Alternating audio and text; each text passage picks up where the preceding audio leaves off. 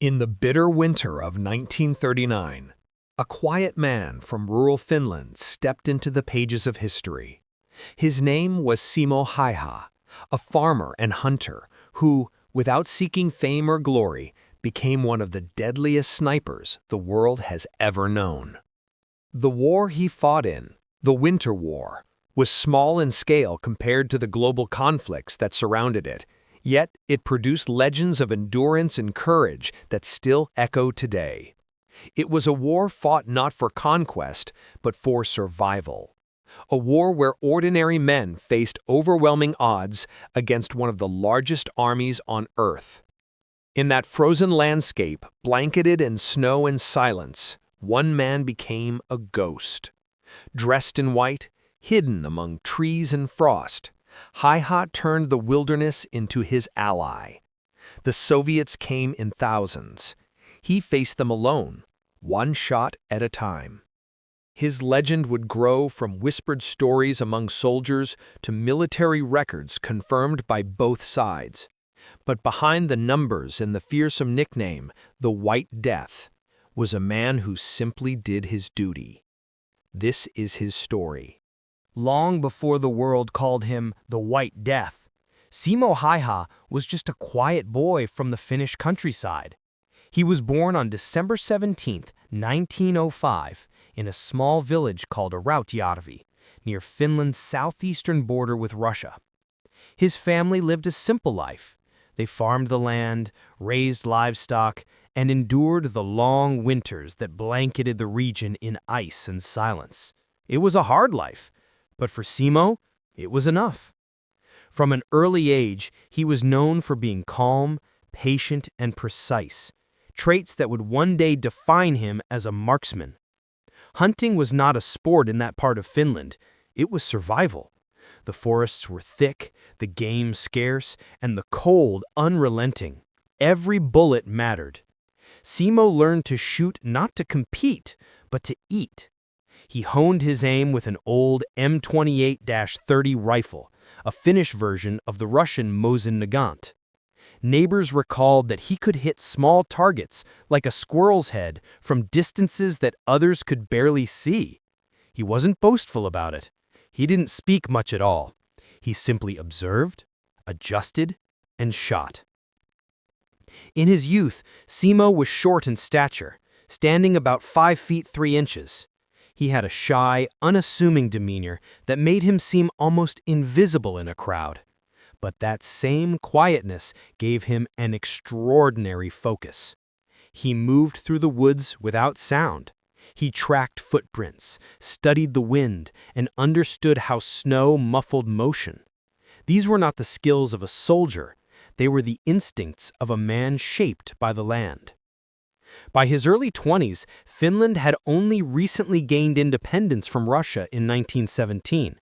But tensions remained high. The borderlands were unstable, and the shadow of Soviet influence loomed large. Like many Finnish men, Simo joined the Civil Guard, a voluntary militia that trained citizens to defend their country. It was here that his talent became something more than a rural skill. It became a national asset. During his Civil Guard service, Simo practiced shooting every chance he got.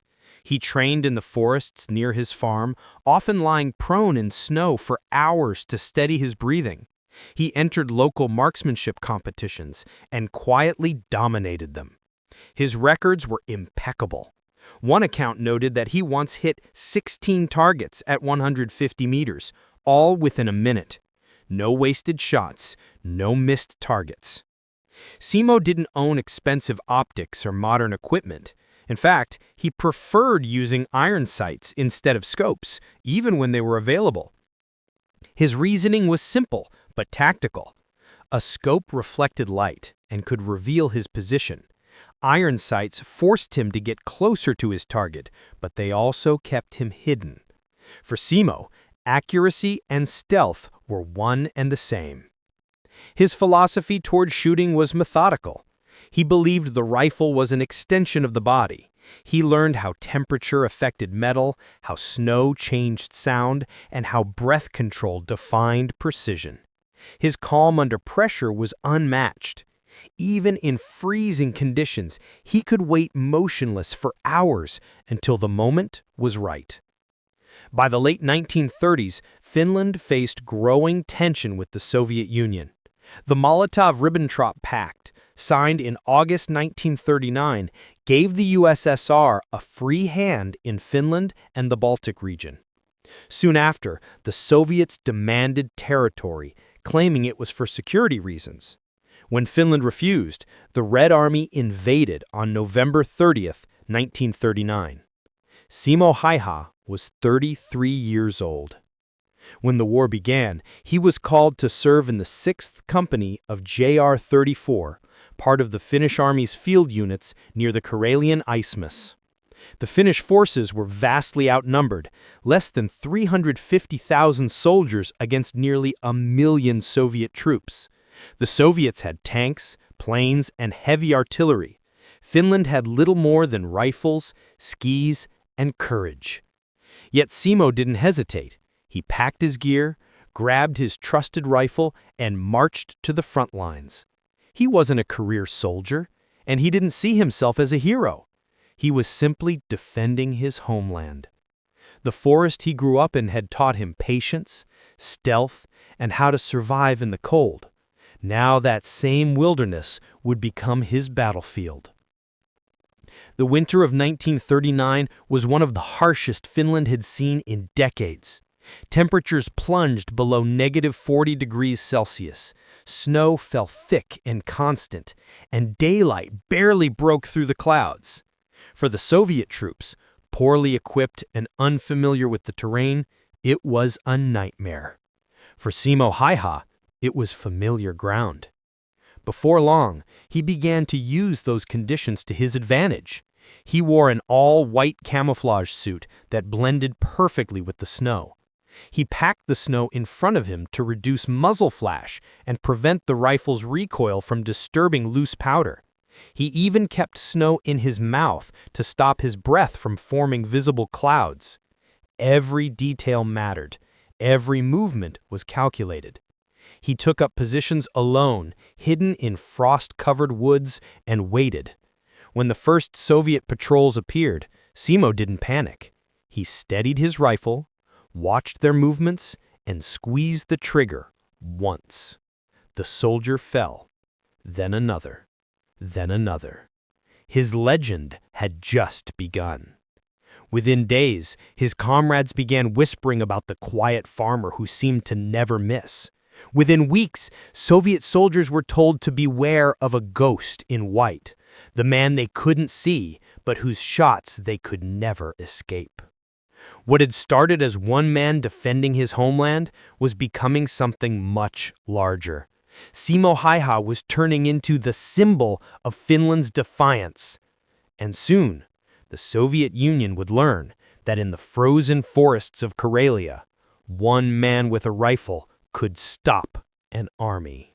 When the Soviet Union invaded Finland on November 30th, 1939, it expected an easy victory. Stalin's army numbered close to 1 million men. Finland had barely a tenth of that. Soviet propaganda promised to liberate Finland in just 2 weeks. But what the Red Army didn't understand was that Finland's greatest weapon wasn't tanks or artillery. It was the land itself, and the people who knew how to fight in it. Among them was Simo Häyhä, the quiet farmer-turned-soldier who had traded his fields for a rifle. His unit, the 6th Company of Infantry Regiment 34, was stationed near the Kola River, a frozen stretch of wilderness northeast of Lake Ladoga. It would soon become one of the most famous battlegrounds in Finnish history. The snow there was deep and unbroken, the air painfully cold. Pine trees stood silent, heavy with frost, and visibility was limited to the nearest rise or ridge. For the Soviet soldiers, who came from milder regions and wore dark uniforms that stood out against the white landscape, it was a trap waiting to be sprung. In the early weeks of December, the Red Army began advancing toward Finnish positions. They came in massive columns, lines of men trudging through snowdrifts, supported by tanks that often froze in place before reaching their targets. The Finns, though vastly outnumbered and outgunned, used guerrilla tactics. They moved in small, fast ski units, striking from the forests and vanishing before the enemy could react. This was where Simo thrived. Each morning, he would rise before dawn, load his rifle, and slip into the woods. He carried minimal gear: his rifle, a few magazines, some bread, and a flask of water. He wore white camouflage and used the snow itself as his fortress. From a concealed spot, he would scan the horizon through the cold iron sights of his rifle. He never used a scope. It could fog up or reflect sunlight, giving away his position. He didn't need it. His vision was sharp, his instincts sharper. When Soviet troops appeared, he waited. He studied their patterns, their spacing, their mistakes. Then he struck. One shot, one kill. He never fired twice from the same place. After each shot, he moved, sometimes crawling through the snow for hundreds of meters to find a new position. Soviet counter-snipers and artillery tried to locate him, but it was useless. He was invisible in the snow. Within weeks, Simo's name began spreading among Finnish soldiers. They called him Taika Ampuja, meaning the magic shooter. The Soviets had a different name, Blaya Smert, the White Death. It wasn't just the number of kills that frightened them, it was the mystery. No one could see him. No one could hear him, yet men kept falling, one after another, as if struck by an unseen force. By late December 1939, Simo had already racked up over 100 confirmed kills, and that was just the beginning. The Kola front was brutal. The temperature often dropped below -40 degrees Celsius, freezing weapons and food supplies. Soldiers slept in dugouts carved from snow and ice. Their breath froze on their scarves. But the Finns adapted. They built small fires deep underground, skied silently between forest cover, and used their knowledge of the terrain to outmaneuver Soviet tanks and troops. For Simo, the cold was not an enemy, it was an ally. The stillness allowed him to hear the faintest crunch of boots in the snow. The brightness made even distant movement visible against the endless white. There's a famous account from one of his comrades. One morning, the Soviets launched a major offensive at Kola. Hundreds of soldiers advanced through the snow. The Finns were heavily outnumbered and outgunned. But from somewhere among the pines, Simo began picking off Soviet officers one by one. Every time a soldier raised his head, a shot rang out. Within hours, panic spread through the ranks. By the end of the day, the Soviet advance had collapsed. When his commander asked him afterward how many enemies he had taken down, Simo simply replied, "A few." He kept no diary. He sought no fame. He didn't even use binoculars. His eyes were enough. By January 1940, his kill count had passed 200. The Soviets were desperate to eliminate him. They sent snipers to hunt him, artillery to shell his suspected positions, and even entire units dedicated to finding the White Death. None succeeded.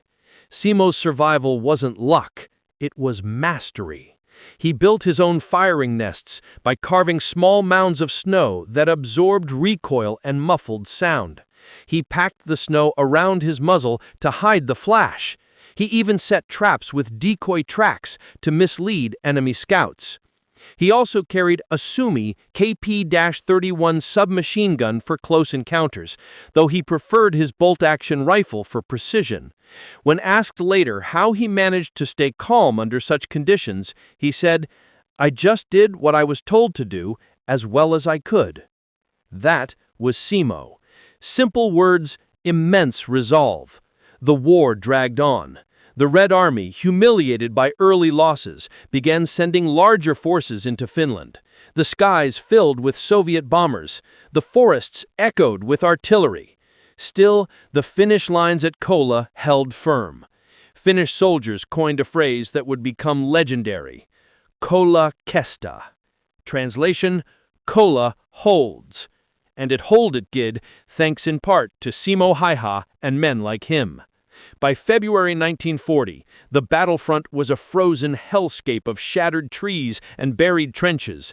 Simo continued his solitary missions, spending long hours hidden beneath snowbanks, his rifle freezing against his gloves.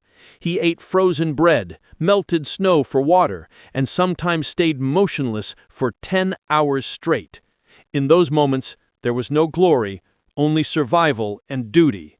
But with every shot he fired, Finland's hope grew stronger. As the winter sun began to return in late February, the Soviet command was becoming desperate. They poured reinforcements into the region, determined to crush Finnish resistance once and for all. But Simo's legend had already taken on a life of its own. Rumors spread through Soviet ranks that the White Death could see through snow, that he never slept, that he wasn't even human. Some refused to advance, terrified of the unseen sniper waiting for them. For Simo, these myths meant nothing. He wasn't thinking about fame or fear or history. He was thinking about Finland, about the farm he left behind, the land he loved, and the simple truth that no invader would take it without a fight. As the Winter War entered its deadliest phase, Simo Häyhä's name became synonymous with one thing: precision born of patience and courage forged in ice. And soon, the man they called the White Death would become a symbol of resistance the world would never forget. By the beginning of February 1940, the Soviets had learned one thing about the Kola front. Wherever their men advanced, someone was watching. Someone invisible, someone deadly. His name whispered through the trenches like a curse: Belaya Smirt, the White Death. That name belonged to Simo Häyhä, a farmer barely over 5 feet tall, with a calm face and quiet eyes. He wasn't a giant, not a soldier born for glory, yet by that winter, his rifle had claimed over 300 confirmed Soviet lives, all in temperatures that froze steel and flesh alike. Every day, the Red Army sent new waves of troops toward the Finnish lines. The snow turned gray from explosions and blood. Trees shattered like glass under the shell fire. The roar of artillery shook the forest, and still, somewhere within that chaos, Simo waited. He always worked alone. He would leave camp before dawn, strapping on his skis, rifle slung across his back. In the bitter cold, even breathing too hard could give away a sniper's position. So he learned to slow his heartbeat, to breathe through his nose, to become part of the silence. He picked a spot on a ridge, always facing the rising sun so that glare wouldn't betray him. Then he dug a hollow into the snow, compacted it, and built a small mound for his rifle rest. To prevent steam from his breath giving him away, he filled his mouth with snow. He wore no scope, he trusted his eyes. When the Soviet patrols appeared, he observed them for hours. He studied their movements, the way they ducked, the rhythm of their footsteps. And then, at the right moment, he squeezed the trigger. One bullet, one kill. Then he moved, melting back into the forest like a ghost. That was Simo's rhythm through the long, brutal winter. Silence, observation, precision, disappearance. The Soviets, desperate to stop him, deployed counter-snipers. Some were among the best marksmen in the Red Army, but Simo always outthought them. He used decoys, false tracks, and snow formations to lure them into his traps. When they fired, he noted the muzzle flash and ended the duel with one clean shot. In one instance, a Soviet sniper unit was sent specifically to hunt him down. They never returned. When artillery shells started pounding his suspected hiding outs, Simo simply relocated. He once said that the key was patience. Wait until you see the target clearly. Don't rush. Calm your mind. It worked. By mid-February, his confirmed kill count had surpassed 400, making him the deadliest sniper in recorded history. And yet, he refused to see himself as anything more than a soldier doing his duty. He didn't keep a journal. He didn't boast. When asked after the war how he became so efficient, he answered, "Practice." That simplicity hid the truth of his genius. He knew how to use every detail to his advantage: the reflection of sunlight on snow, the direction of wind, the contrast of color against bark. He even adjusted his firing techniques to account for extreme cold, which could slow a bullet's speed. His comrades were in awe of him. Many said Simo could hit a target at 150 meters without even raising his rifle to full height. Some said he could sense danger before it came. Whether myth or truth, one thing was certain: Simo Häyhä had turned the frozen forests of Finland into his own battlefield. The Soviets had no idea how to counter him. They began calling in airstrikes and shelling entire sections of forest just to kill one man. But he always reappeared somewhere else, calm and unbroken. As February turned into March, the Winter War entered its final and bloodiest stage. Soviet forces, now numbering hundreds of thousands, pressed hard against Finland's lines. The sky was a constant blaze of fire and smoke. Finnish soldiers fought desperately, outnumbered but never yielding. And in the midst of it all, Simo kept working. Then, on March 6, 1940, his luck finally faltered. During a fierce engagement near the Kola River, Soviet troops launched a massive assault. The air filled with gunfire and smoke. As Simo took aim at advancing soldiers, an explosive bullet struck him in the face. The round entered his left cheek and exited near his jaw, tearing away half his face. He was thrown backwards, blood soaking the snow. His comrades rushed to him, certain he was dead, but somehow, through shock, pain, and unimaginable damage, Simo was still alive. They carried him to safety. The Soviet bullet that had torn through his jaw and cheek left him in a coma for weeks. When he awoke, the war was over. He had survived. His first words were simple, almost cold. He asked if Finland had won. The answer, like the man himself, was complicated. Finland had lost territory but remained free. They had signed a peace treaty. For Simo, that was victory enough. Recovery was long and painful. The bullet had destroyed much of his lower face, and surgeons worked tirelessly to rebuild what they could. The doctors who treated him said it was a miracle. His face was disfigured, his jaw shattered, but his spirit remained untouched. When asked about the moment he was shot, he simply said, "They got lucky." He spent months in hospitals far away from the forests that had defined his life. The once quiet hunter now had to learn how to eat, speak, and even smile again. But he never complained. Those who met him after the war said he carried himself with the same calm silence that made him deadly in battle. In the 3 months he fought, Simo Häyhä had recorded 505 confirmed kills with a rifle and possibly over 200 more with his submachine gun. That made him the deadliest sniper in any war, a record that still stands today. When he left the hospital, his face bore deep scars, but his eyes were calm. The war had taken his peace, but not his purpose. He never returned to fame or politics.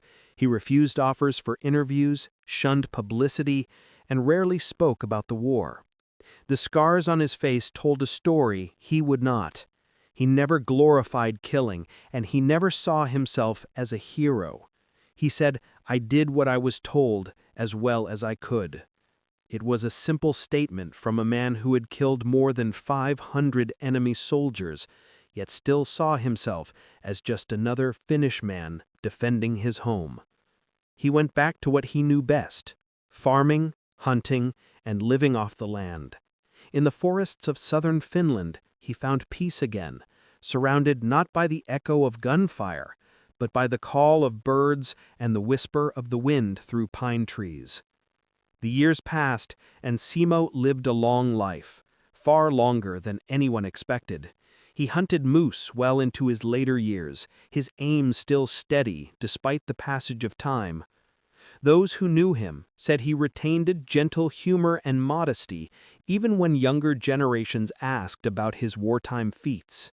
He never exaggerated, never dramatized. He simply told the truth, and often he said very little at all. He lived simply, avoiding the spotlight, but among soldiers his name remained sacred. Snipers studied his techniques for generations. Historians wrote of him as the man who stopped an army with a rifle.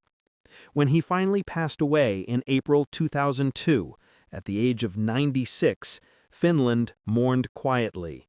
His funeral was not grand or loud.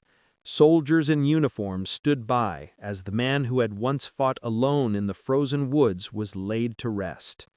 The snow had long melted from those battlefields, but the silence remained, the same silence he had lived by, the same silence that had defined him.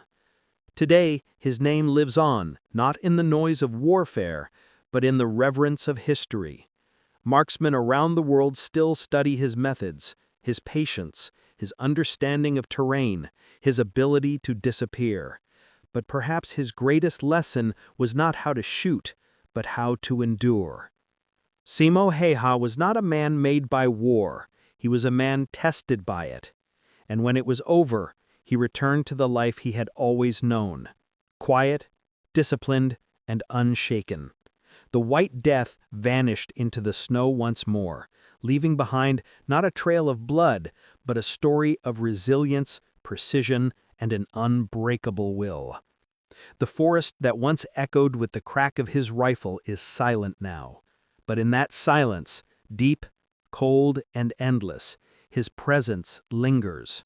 Not as a killer, not as a soldier, but as a man who did what he believed was right and then went home when it was done.